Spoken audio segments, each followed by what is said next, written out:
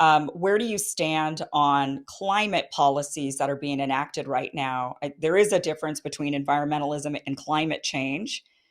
Where do you stand on all of that? And what types of policies do you It's support or the climate, climate issues and pollution issues are being exploited by the World Economic Forum and Bill Gates and all of these big mega billionaires, the same way that COVID was exploited, to use it as an excuse to clamp down top down totalitarian controls on society and then to give us engineering solutions. And if you look closely, as it turns out, the guys who are promoting those engineering solutions are the people who own the IPs, the patents for those solutions. Oh, it's a way, it's being used. They've given climate chaos a bad name, because people now see that it's just another crisis that's being used to strip mine the wealth of the poor and to enrich billionaires. And I for 40 years have had the same policy on climate and engineering. You can go check my speeches from the 1980s, and I've said the most important solution for environmental issues is not top-down controls; it's free market capitalism. And by that, and what we have in this country now is not free market capitalism; it's corporate crony capitalism. It's capital. It's cushy kind of socialism for the rich and a brutal, barbaric, merciless capitalism for the poor.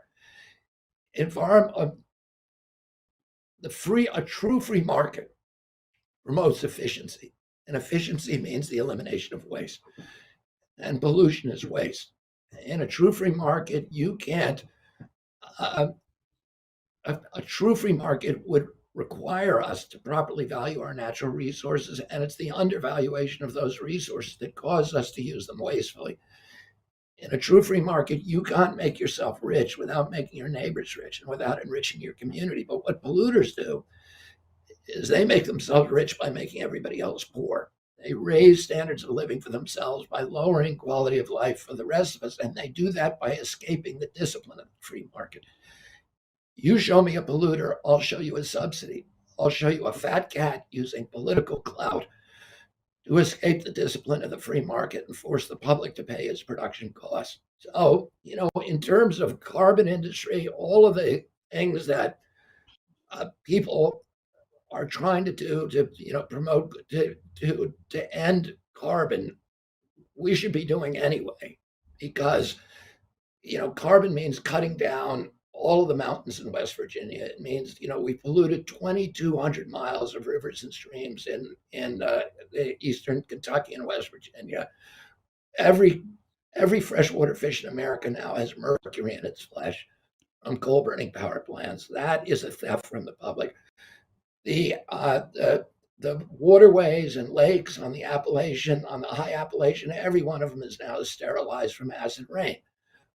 We need to be reducing, whether you believe in climate change or not, carbon-based climate change, we need to be reducing our dependence on carbon. Carbon receives globally about $5.2 trillion in subsidies a year.